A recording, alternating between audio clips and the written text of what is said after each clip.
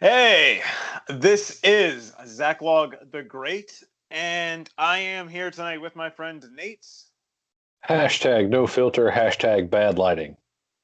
and we are joined by Travis, Hello. and we are getting together tonight to talk about G.K. Chesterton's poem, The Sword of Surprise, which Nate has volunteered to read for us. As usual, I just want to say quickly, if you like my work, if you like what I do, if you want to support the channel, please consider going to subscribestar.com/Zacklog-the-great. The link is in the show description. And having said that, let me get this up on the screen. And wait, Nate can read this for us. Share screen, Sword of Surprise. Here we go.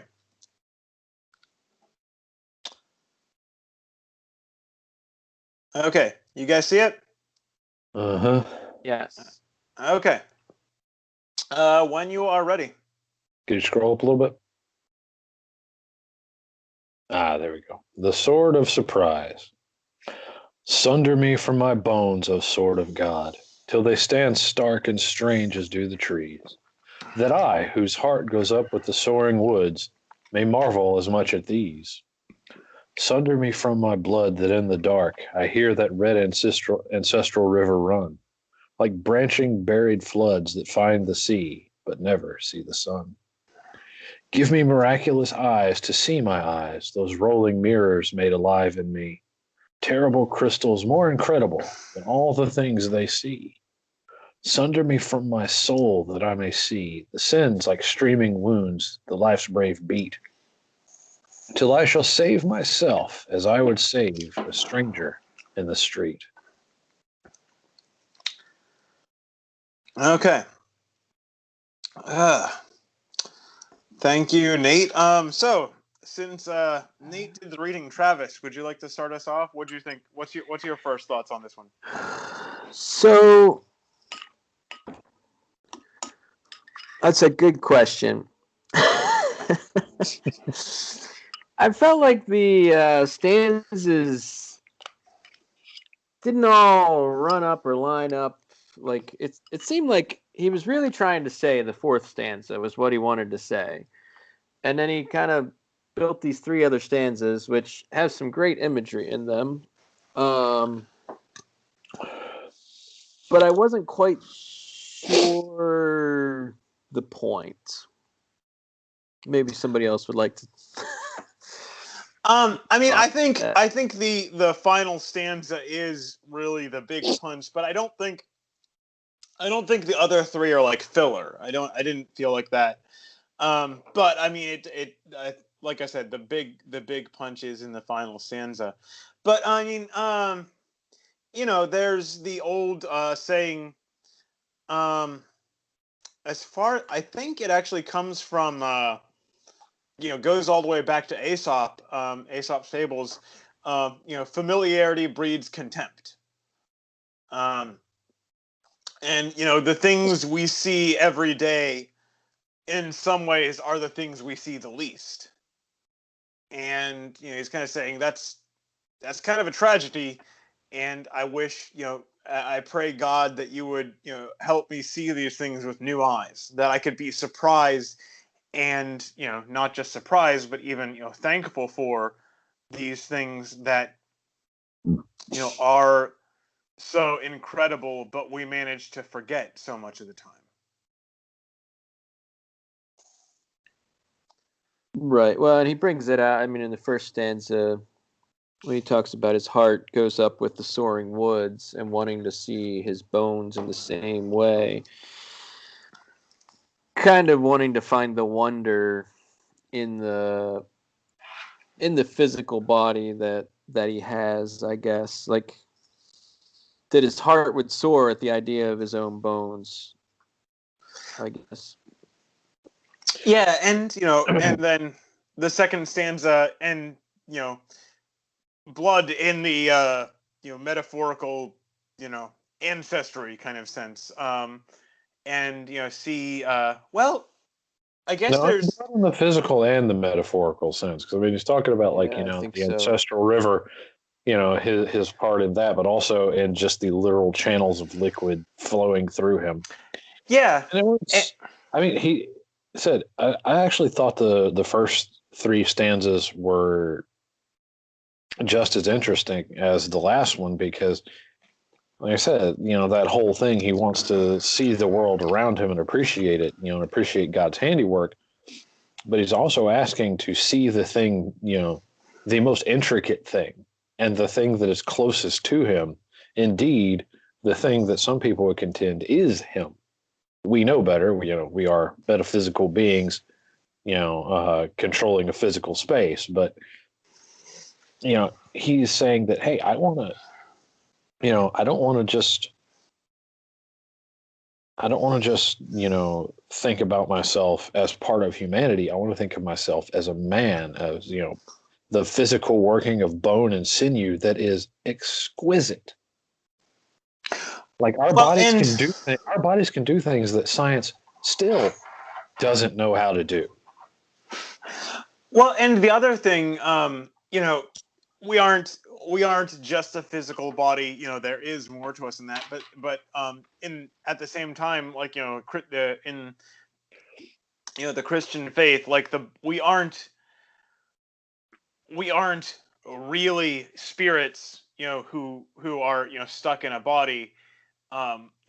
We're both, and like our bodies just um are not just these kind of machines that the real us is stuck in.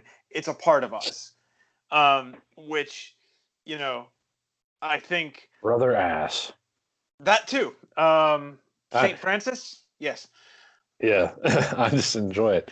It is a part of our life and it influences us. It's interesting, like in Pratchett, in the Discworld series, the auditors, they create bodies for themselves out of nothing. They just, they're like, okay, now we can interact with meat space.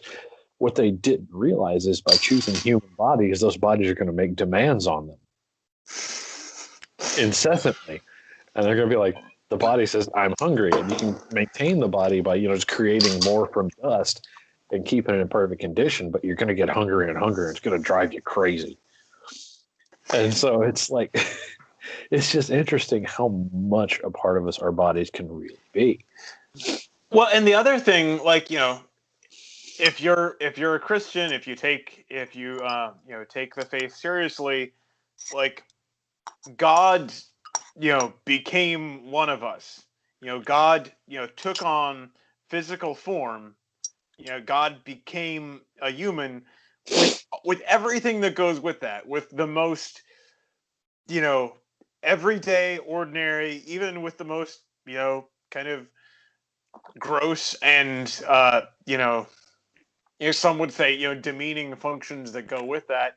And so it's like you can't say that Christianity is just all about the spirit and disdain for the body, because God decided I should have a body for a little while. I should be a body for a little while, which is a very difficult thing to contemplate in any meaningful way. It's a fascinating mystery.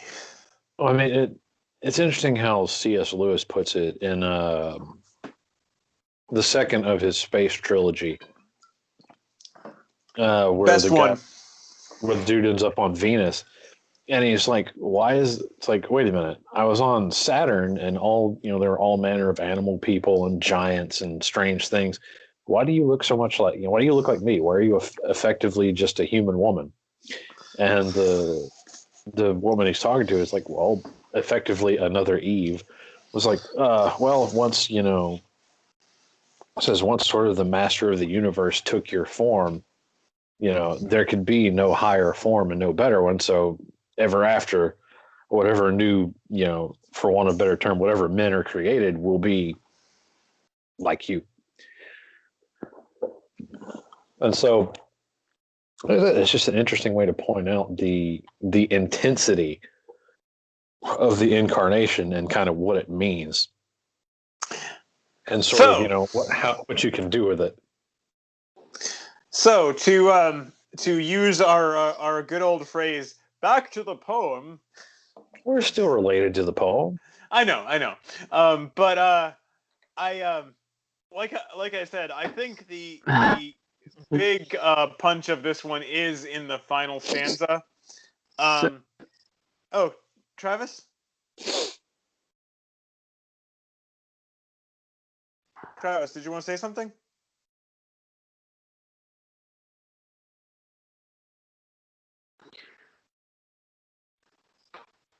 If you even hear me or not.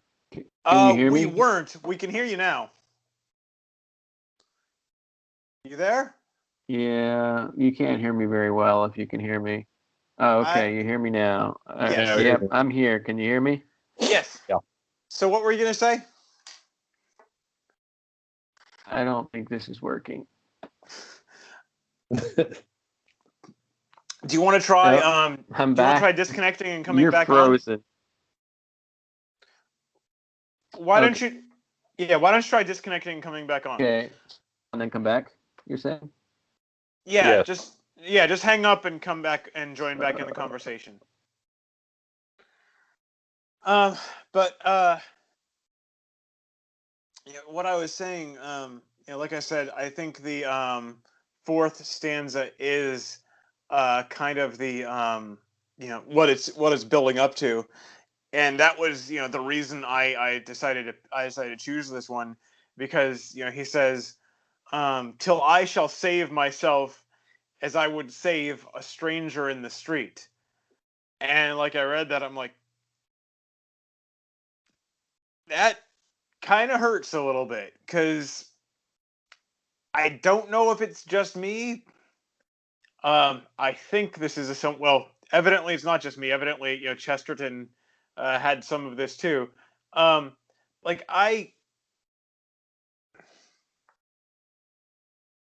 If another person sat down across the table from me and described to me the exact problems and the exact frustrations I deal with, and the ways I mess up, and they said, I'm dealing with this, I screw up this way all the time, I screw up that way all the time.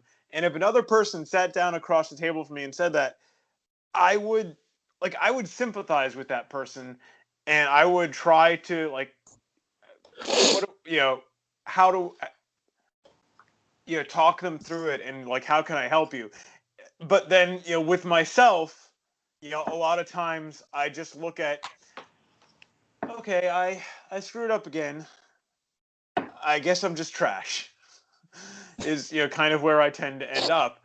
And like I said, with another person, if I heard that exact same thing, I would have more sympathy. I would have more wanting to, I would have a lot more willingness to say, there's a way out of this. Whereas with myself, I'm just like, it's not all the time, but there's definitely times where I'm just like, well, I guess I'm just trash. And it's till I shall save myself as I would save a stranger in the street. Just a random person told me the exact same problems, I'd be like, I'm sorry for you. What can we do to help you? And you don't always have that same reaction about yourself. Yeah, and sometimes it's hard to see the value in yourself. Because, I mean, we live in our own heads. I always tell people, you don't get to see, my instinctive reaction. You don't get to see the first thing I think of to do. You only see what ends up coming out the other side. And that's all because, I was raised to, fear the Lord and try and do right. But what I want to do is incredibly different from that right. And so, I give myself a lot of stick for that. because, I'm like, I know that if left to my own devices, I'm kind of mean, pretty lazy. Actually, I'm really mean. I'm not gonna lie. But I would spend a lot more time hurting people than I did helping them. And it's not because of anything any intervention of my own native goodness, because I don't have a particular lot of that. It's that, my entire life I've been soaked, just marinated in scriptures and prayer. And so that, okay, I know that even, though what I want to do is not right, I at least have pointers toward the right direction that I can just follow them.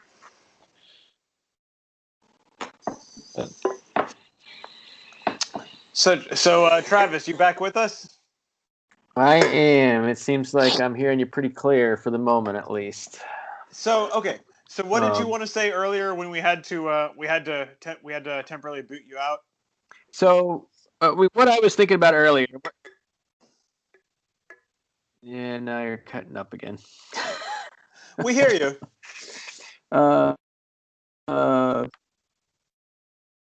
right. As long as you can hear me, I'll just talk for a while, I guess. So whenever I was trying to speak, I was going to first say that you were breaking up, so I didn't have a full understanding of your conversation, but I picked up on the fact of, the body. And, like, it seems like in part, like, he's sort of pointing to the idea.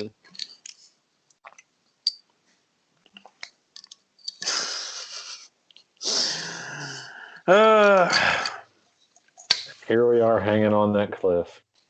Our intertubes are getting clogged up again. We need an intertube plumber. Yeah, the tubes between us have got a blockage. Maybe we should all get in the me tube. Because trying to put this on the YouTube is apparently not working. What was I am on a slightly related note, although it doesn't fix our problems. It is also on Odyssey, by the way, Odyssee. And if you want to, sign up over there and watch over there, from among other things, I'm actually getting paid just a little bit.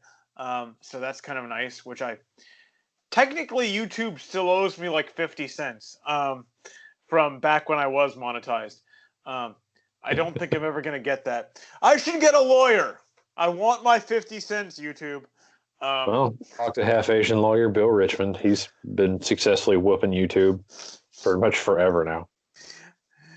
So 50%, Bill. You got a 25%. You do this for 25 cents. Okay. And Travis is saying he's going to reset his router and see what happens. Okay. But like I was saying, you see yourself, and either you make excuses for yourself, or you condemn yourself to a degree you wouldn't do with other people.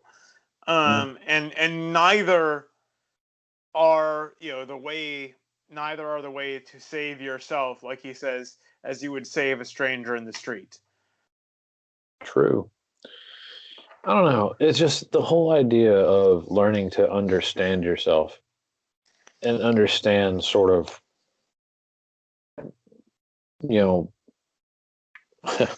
what sort of, what brother ass is made of is kind of actually super interesting, though. Like, we want to talk about the soul and the understanding of ourselves and valuation of ourselves as a person, but honestly, understanding what we're built to do is amazing. Like, our bodies are ridiculous. Like, there are people who didn't believe me. Like, they saw somebody. They said, there's a comment that I did one time on Reddit talking about how, reasonably fit, like, probably about average fitness human would beat a cheetah's butt in physical combat. Like, so everyone's like, ooh, cheetahs. Where I was like, no, cheetahs aren't really that bad. You know, if you're a full-grown adult, you know, a cheetah can hurt you, but it's probably not going to kill you, and you're probably going to cripple and kill it. And I'm like, what do you mean? I was like, well, we're too tough to, you know, it's like, we're too tough to kill by, you know, we're not fast enough, and we're too tough to kill by hitting us with its usual sort of sweep move. And if it has to, it's like, it can't bite through or scratch through our skin easily. So it's not like it's going to lay us open to the bone with fangs and claws. It's going to have to try and choke us out. And to do that, we're going to be able to deal a whole lot of hurt to it while it's trying. And at that point, our body is too compact and strong for it to really wrestle down and overcome. We're going to be able to just tear it up. And so, you know, it's sort of like when I read about all the things that cheetahs couldn't do to us, it started me thinking about other things. And, you know, here and there I've sort of seen different things pointed out about humans that is just very interesting. Like, you know, for most creatures, a traumatic dismemberment is the end of the game. They shock out, bleed out, and die, whereas humans have a pretty solid track record of being like, ah, God, my limb. Okay, that's gone. Well, like, I'm going to live now, but how much of that has to do with medical treatment, though? A lot says some of it, but we still have a long and storied history of losing limbs in isolated situations where medical treatment wasn't really available and still surviving, much more than other creatures normally would. Like, we can survive limb loss like reptiles. It's an amazing thing. It really, really, really is. Well, and you know, along the lines of, you know, something I know something about myself, in you know, long distance running, in, like, you know, not like, you know, short sprints, or not just for a little bit, but in long distance running, like, we're better than almost anything out there. Not even almost. The only thing that compete with us in distance travel is like oceanic creatures, like pelagic sharks and whales. Well, they're in water, so that's a different category altogether. Right. On land, there's nothing. Yeah, like, I forget what the distance is, but I remember hearing not that long ago about a you know, some place every year has a, you know, long distance race actually between horses and humans. And again, I forget what the distance is, but like, at whatever that distance is, like, our endurance actually starts to even out. And like, I think the horses usually win, but sometimes the humans do. And like, again, most people you tell this to, they're like, what the hell are you talking about? That's crazy. And it's like, no. Horse hunting used to be done by dudes on foot. And what you do is you'd be like, a horse. And you just jog after him. The horse goes, oh, God, peels off over the hill, stops and goes, okay, I got away. And then here comes a few minutes later, a dude jogging over the hill. Oh, crap. And you can actually run a horse to death over the course of a couple of days as a bone standard human going, well, okay. It's what we're built to do. Endurance is our thing. You know, I mean, that's why we're largely hairless. It's why we have our bipedal gait. You know, it's why we sweat. We are made to be Terminators. We are Terminators. That's why so many of our most terrifying, you know, like monster creatures are these implacable killers, because that's what we do to everything else on Earth. So basically, we make scary monsters out of that because that is us relative to most everything else. Yes. And that's why, I mean, that's the reason we domesticated dogs first, because they could sort of keep up. And so we're like, yeah, okay, come on. But like I said, honestly, read HFY fiction, which is Humanity F, yeah. And there's some actually really fun stuff about it, being like, yeah, because they point out that, yeah, okay, our adrenal reactions are ridiculous. You know, said humans basically. In what context? What do you mean when you say that they're ridiculous? They're just extremely powerful. Like the things we can do while under stress are ridiculous. It's like our bodies are strong enough to destroy our bodies, and so our brain has to be like, no. But in the event that we really got to unleash it all, we can, and we're excessively dangerous because of this. Well, and yeah, it's basically, if I understand correctly, it's to the point where, like, if we do that kind of thing in some circumstances, we can actually basically rip apart like some of our joints or something. Mm-hmm. And so basically we have built-in inhibitors, you know, psychological and physical. But, you know, oh, hey, there's my kid about to die. Those inhibitors turn off. The fastest I've ever moved is when I thought my first son was going to fall off the couch when he was an infant. I kid you not. I still to this day think I teleported. No, look, I'm standing in the I'd set him on the couch. He hadn't been rolling yet. That moment. He was just a little bundle, and so he was basically an object. You set little object baby down. Object baby's in the exact same place when you get back. He may have flailed his hands around a little bit. I'm in the kitchen. I am 30 feet away from this baby. And I turn and I see him pitching over the edge of the couch. Like he managed to roll and go over the edge. He starts to fall down. I am 30 feet away as he starts to fall. He had fallen about 6 inches before I was there catching him. I don't remember moving.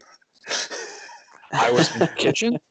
I was standing up in the kitchen holding something in my hands. And then I was in the living room catching the baby. I don't know what just happened. Like literally sat there holding this baby who was like, ah! And I'm like, when did I arrive? What did I leave? How did it is a kind of strange transition as a parent, because, like, you know, when they first get here, they pretty much eat and sleep and poop, and that's pretty much it. And, you know, for a good while, mentally you kind of place them as objects because you put them somewhere and that's where they are. And then there's this really weird transition moment where they start to move into people because you put them somewhere and you turn around and you turn back and they're not there anymore. Yeah, that's when they turn it. They go from object baby to creature baby. And then they start making noises and, you know, actually recognizing you. Then they start becoming person baby. And so it's interesting to get back to the poem. It's very interesting, you know, just to consider, you know, we like to consider things like, you know, nebulae and, you know, quasars and then subatomic particles and, you know, super volcanoes, really big, awesome stuff. Or the very fine, intricate things, but we don't consider, you know, the vast electrical network moving the little squiggles in my brain to make the little squiggles in my fingertip. You know, we don't think about the unimaginable processing power that goes into keeping our hearts beating and, you know, sorting out all this sensory data that we don't even realize we're getting. Well, part of the our brains look for snakes without us ever putting any input. We don't go, by God, I hope I'm not standing near snakes. Our brain is just going, right, snake scanner. That might be a snake. It's a little oversensitive sometimes. You're like, oh no, that's a stick. Oh, that's a water hose. Oh, geez, that's actually a snake. Well, and the other, you know, kind of fascinating thing with that is cool. a big part of what enables us to function is our ability to ignore things. Yeah. Is our ability to take in all this sensory information and without consciously making a decision about it, 99% of the time saying irrelevant. I need to think about that. And like even then, just that ability. One of those irrelevant things suddenly becomes relevant, and he goes, okay, now we need to pay attention to that. And yeah, and just the ability to sort out things that matter from things that don't matter is like we have, we've built very impressive computers. We have not yet built a computer that can do 50% of what a very dumb 5-year-old can do. Like it can do one thing. We've made computers that can do individual tasks very well. But like you put together all the things we can do, there's nothing we've made yet is anywhere close to that. I mean, that's why, when sci-fi writers need to be able to build, smart AI that actually are computers with personality, all they do is digitize a human brain. That's the only way they've made sense. It's like, we basically built a silicon human brain. We actually like did some kind of a scan, got all the interconnectedness to it, and just duplicated that brain. Or we actually just pulled a brain out of a person, stuck electrodes in it. We're like, think machine. There's actually a I don't remember the name of it. I have it somewhere back here. It would take me a while to find it. There's a story, a science fiction story where by Fred Soberhagen, where humanity is at war with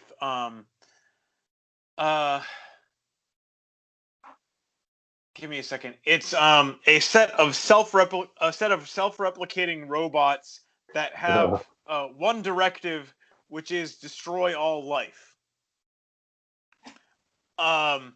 And at some point, in at least one of the stories, the robots occasionally capture people and basically, cut out everything else and just use our brains as thinking machines. They basically hook us up to wire our brains up and basically torment us until our brains will do the things they feed to us, because wow, this is actually a pretty useful piece of hardware. These are hard to build. It's like, man, thinking meat, that's amazing. So Travis, now that you're back. Yes, it seems I am back. So I will go back to what I was going to say a long time ago about the poem, where I was not really hearing everything you guys were saying, but I was thinking What's that? about, which I thought Wait, I was... What? Travis, what? Don't do that. Are you serious? No, I'm kidding. I'm sorry. He's not serious. I'm sorry, I had to. That's a bit. Yeah, that's actually a pretty good joke. But just that, in some ways he seems to be trying to point out or bring in the idea of spirit in the body. Like, I think I heard you guys talking about, the separation between the body and the spirit, but there's, whether it's like just like there is a mystery in the body, I guess, is what I'm trying to say, and he's kind of pointing that out with these first three stanzas. Well, yeah, and what I would to repeat something I said earlier. I don't know if you caught this part or not, but like if you're a Christian, you can't you can't really take seriously the idea that we are, the important part of us is a soul, and we just have this thing we're walking around in.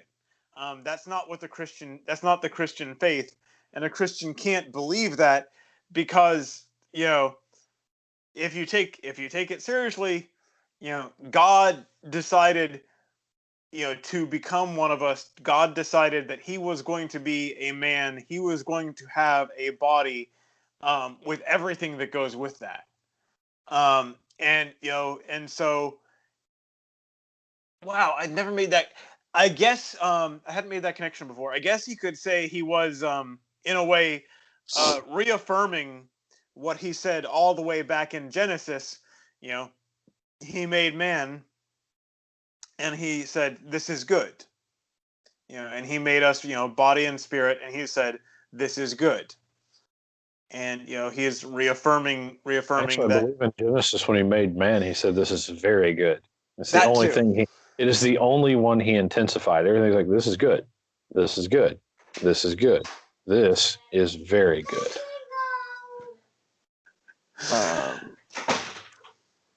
Well, I guess it also says, made in his image too. So the body fits into that somehow. I mean, I think whatever. It's just another concept. But I don't know. I will go ahead and admit to a little disappointment in this poem. I was like, am I going to read a Chesterton poem about ninjas? It is the sword of surprise. And I was like, yes, come on. Get them. Oh.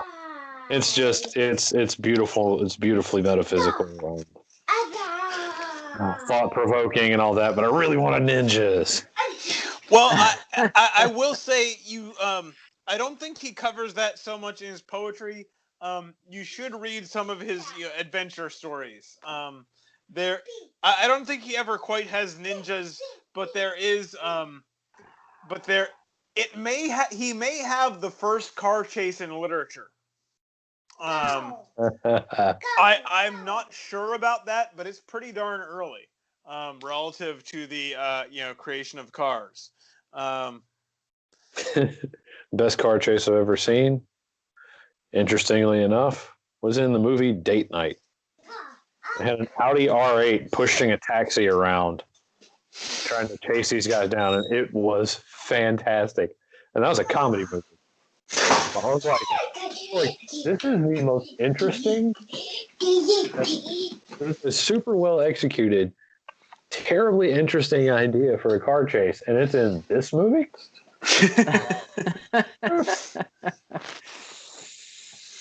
There were some sketchy bits in that movie, but overall, I really enjoyed it.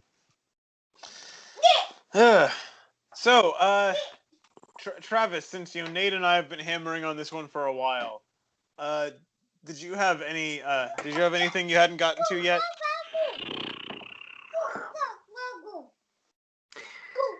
No, like I said, I really like some of these images, and the line "terrible crystals more incredible than all the things they see." I sat with that one for a while. And the eyes are a pretty incredible functioning part, I guess. So I'm not saying much. Mine don't work as well as you'd like, but yeah, neither do mine anymore. I guess I'm holding the line for all three of us then. Let's see.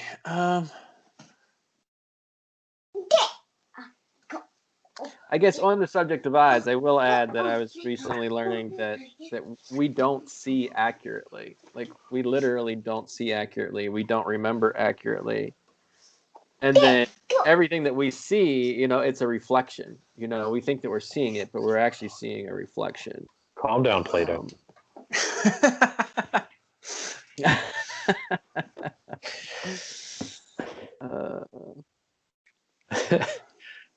Help, I'm an energy being trapped inside of a dark cave, and all I have to gather information are these imperfect sensors placed outside of the cave.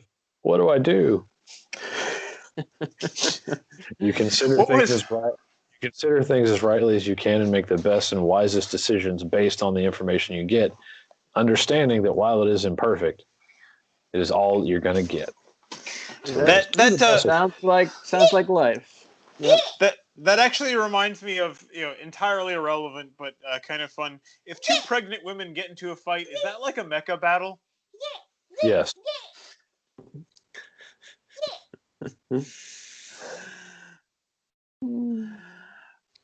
Okay, well, like I said, I like this one a lot. At the same time, it's not. I don't know. I don't feel like I have a ton more to say here. Travis, did you have anything? Did you have anything we haven't gotten to yet? I don't think so. I think you guys have covered pretty much everything. Nate, any last thoughts here?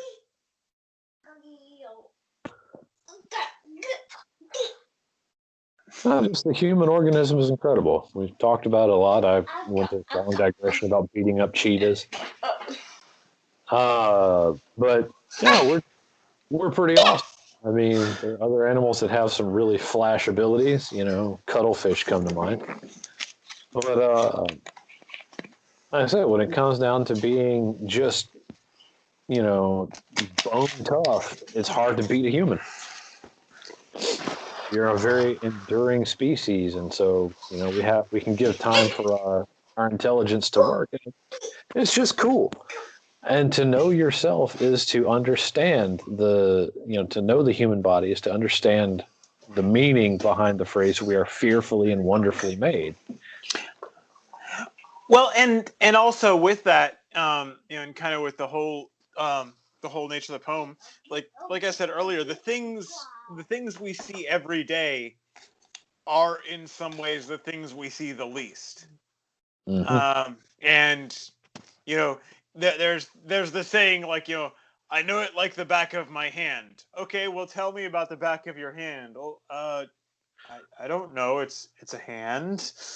Like, if you're not actually looking at it, It's mostly flat. Got some bumps, some wrinkles in it. I don't think I have any scars on the back. Oh, no, I do have some scars on the back. I've got some scars. Chickenpox scars right there. I got. And so, like, ruby right here on one knuckle where there's like just a little, for some reason, there's just a little spot that always had blood in it and you could see it. But then when I was in basic, I was having to lift a mattress and pull it, and that thing just popped. I was like, poof. I was like, oh no, don't get on the white sheets. Bad blood. Stay there. Stay inside. But no, just our bodies are weird, man. I mean, you think about some people have such overzealous immune systems that they will get killed if something comes around. Their immune system goes full Bushido and just allergies them to death. If I cannot defeat this invader, we all die. Yeah. Like I said, it's a crazy piece of equipment we're packing here. It's when it works. Brother Ass is an interesting companion that we all share for our lives, and it's just it's so fun and interesting, but it's also, honestly, like I said, you just see all that went into it, and you think that God did not waste his time on this. And so, if I've been so lavishly equipped, maybe I should take steps to save myself as I would save others. Maybe I should care about who and what I am. Maybe I should, strive for my maximums. It's just. Yeah, and it's got a lot to say. And it's also the thing that, like, obviously you can take it too far, and sometimes I worry that I do. But, like, taking care of your body and keeping in good shape, God didn't give this to us for us to mistreat it. God didn't give this to us for us to just eat a bunch of trash and waste and damage ourselves that way, or He says this knowing I just ate cookies and cream ice cream and drank a Dr. Pepper. There's that too. There's a place for that. But God also didn't give our bodies to us for us to ruin them with alcohol or drugs, and I am not a teetotaler. I do not not for prohibition. Everything in moderation. Well, except meth. not even once. But Even maturation? everything in moderation. Well, I don't know, not too much moderation. But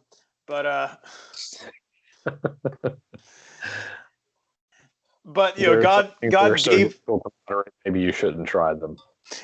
you know, God gave us these bodies, and we should take good care of them. And you know, neglecting that is, you know, kind of an insult to Him in itself. And so, anyway, but like, yeah, a big part of this poem is, you know, like I said, kind of defamiliarization. You know, looking at things anew, and that's a hard thing to do. But if you can manage to do it, it really it can be, you know, surprising and joyful experience, I guess. Really can. All right. Well, I think we've covered this one pretty well. So, thank you guys for joining me, and God be with you. Also with you.